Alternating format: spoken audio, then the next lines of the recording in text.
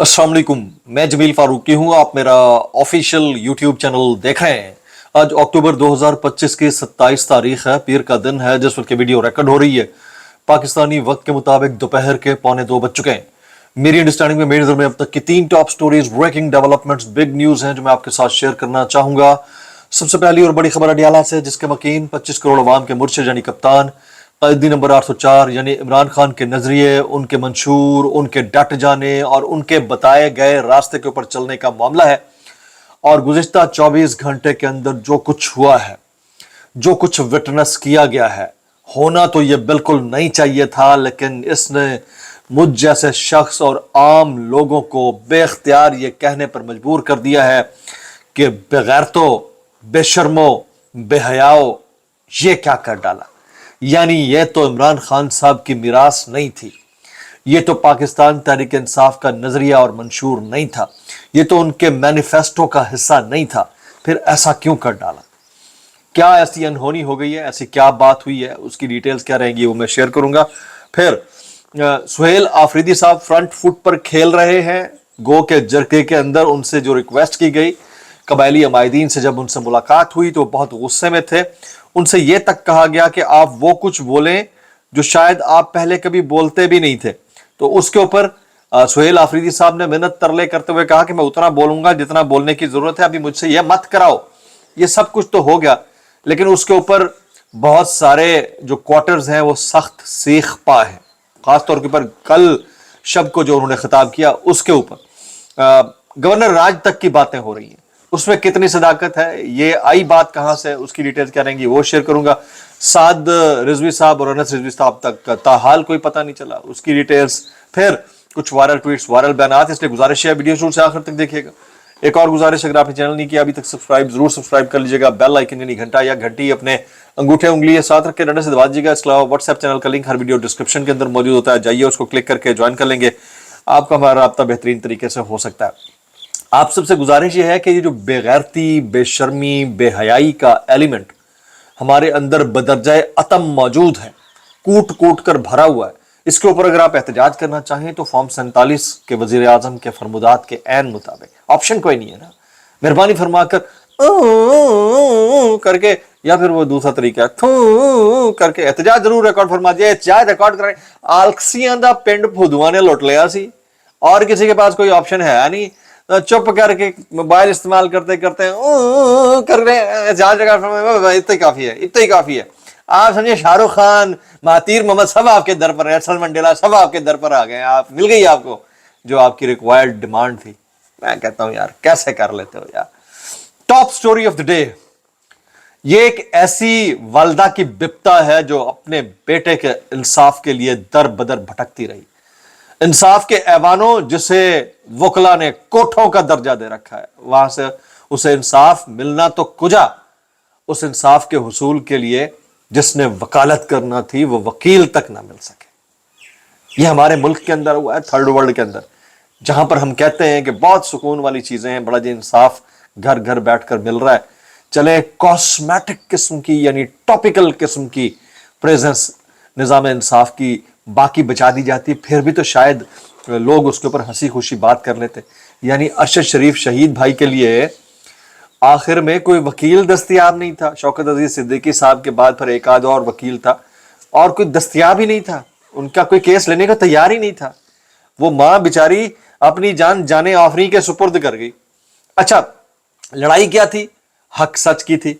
हक पर कौन खड़ा था? खान साहब और उनकी पार्टी खड़ी थी।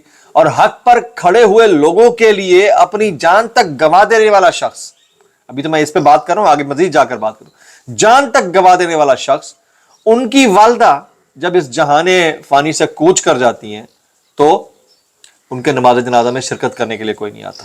आप अंदाजा लगाइए कि उनके नमाज जनाजा में शिरकत करने के लिए कोई नहीं आता।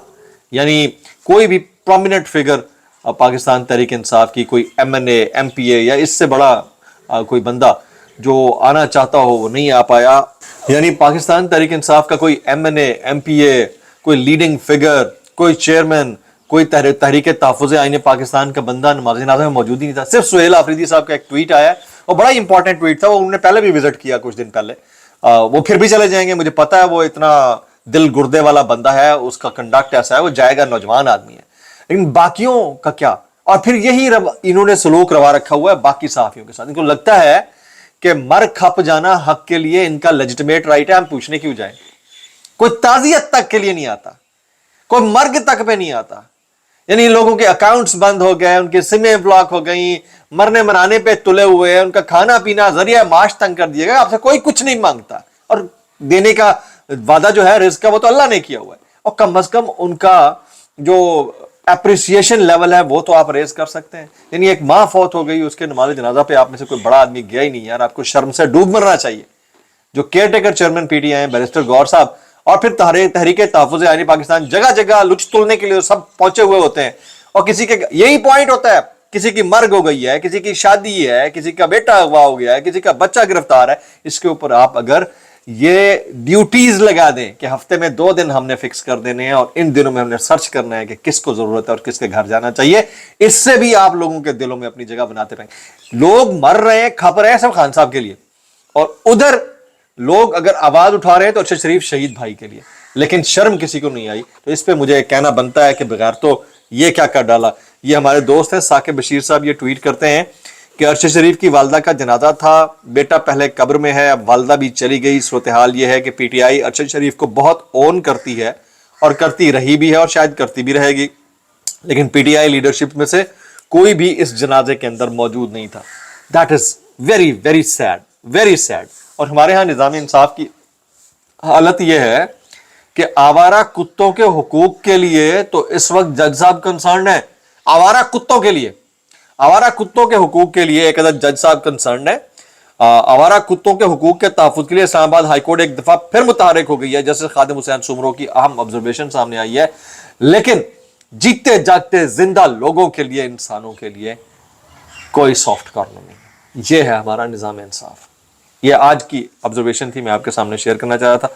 उधर दूसरी तरफ साबिक अपोजिशन लीडर कौमी असम्बली जनाब उमर अयूब साहब, उन्होंने आखिरकार अपनी 5 साल नाअहली तस्लीम कर ली और सुप्रीम कोर्ट तक जाने वाले कानूनी जंग से वो बिल्कुल पीछे हट गए।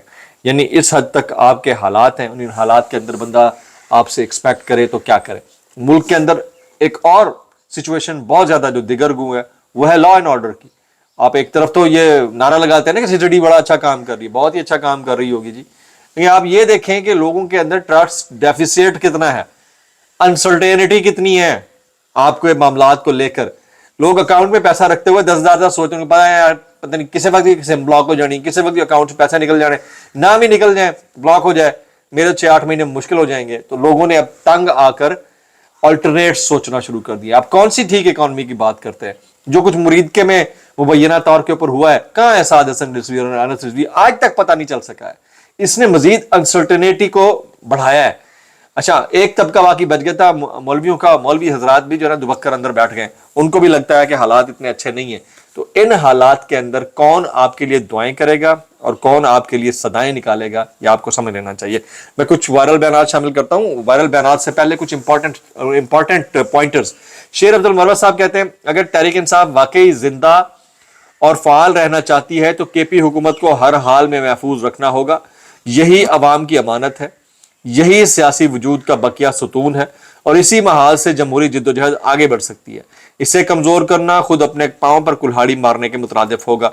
यानी वो कहना ये चाहते हैं कि आजाद कश्मीर के तर्ज के ऊपर इन्हें ये सारा मामला करना पड़ेगा, क्योंकि अब मामला उतने अच्छे नहीं है। उधर ही इलेक्शन कमीशन ने निगरान हुकूमत की मुद्दत बढ़ाने से मुतालिक आइन में तरमीम की सिफारिश कर दी है। जैसे अनवारुल हक काकड़ साहब की हुकूमत आई थी, केयर टेकर सेटअप, वो पहले 90 डेज के लिए था, अब ये चाहते हैं 120 डेज के लिए हो। और भाई आप 1200 डेज के लिए कर दें, कोई नहीं पूछेगा जब आपने करनी अपनी है।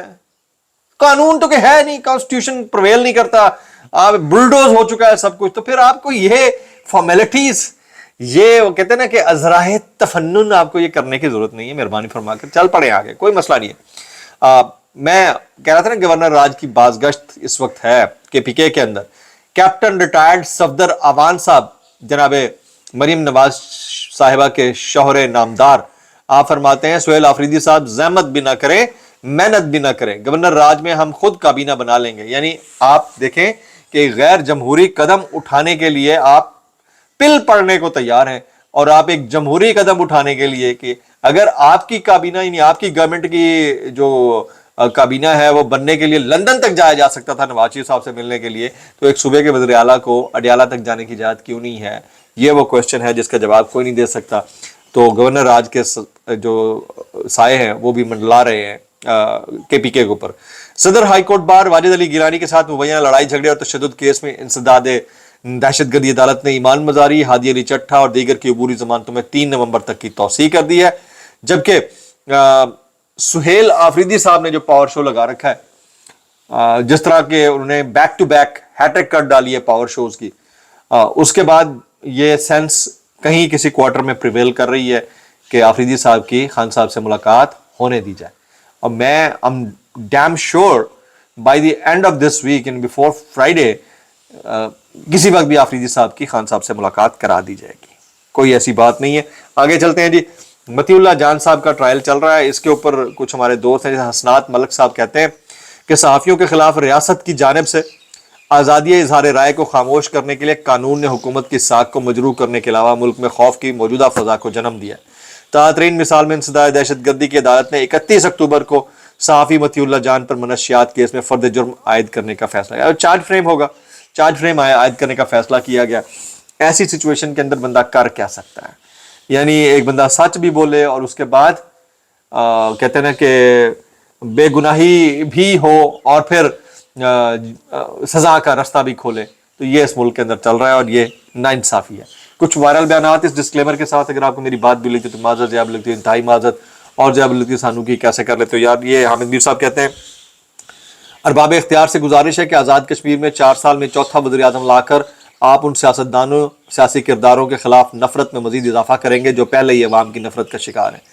یہ کسی کو سمجھ میں نہیں آ رہی۔ میں وہ ڈاکٹر جاوید چودھری صاحب عرف نیچے کامنٹ میں لکھ دیجئے گا، وہ فرماتے ہیں، ڈاکٹر جاوید چودھری صاحب صحافی ہیں، وہ کہتے ہیں سہیل آفریدی کی گزشتہ روز تقریر پر میں یہ تبصرہ کروں گا کہ سہیل آفریدی نے جو جواب دیا ہے وہ بہت ہی گھٹیا ہے۔ اچھا جی، اب چیک کریں نا، جنہوں نے اس بیچارے کے اوپر ان کے الیکٹ ہونے کے اوپر کرٹیسائز کیا تھا وہ ودیا تھا، اور جو سہیل آفریدی جواب دے رہے ہیں وہ گھٹیا ہے۔ سنیں، ایک وزیر اعلیٰ کے رتبے کے مطابق نہیں ہے، اور جو اتنے بڑے بڑے مرتبے والے تھے ان کے مرتبے کے مطابق تھا سب کچھ۔ وایا اچھا، اس سے بھی اگر مزید کوئی گھٹیا پن کا مظاہرہ انہوں نے کرنا ہے تو وہ بھی کر کے دیکھ لیں، پھر آنے والے دنوں میں ان کا کیا بنتا ہے وہ بھی نظر آ جائے گا۔ جی، جو اللہ نے ان کے لیے چاہ رکھا ہوگا وہی بنے گا۔ عظمہ بخاری صاحبہ کہتی ہیں اگر مجھے بیچ کر ان صحافیوں کے ڈالر آتے ہیں ان کو پبلسٹی ملتی ہے تو اچھا ہے، میں کسی کے کام تو آدمی میں کہتا ریٹ لگوا کے دیکھ، کوئی ریٹ نہیں لگنا۔ کہتے کہنے کیسے کر لیتے ہو؟ دعا میں یاد رکھیے گا۔ السلام علیکم ورحمۃ اللہ وبرکاتہ۔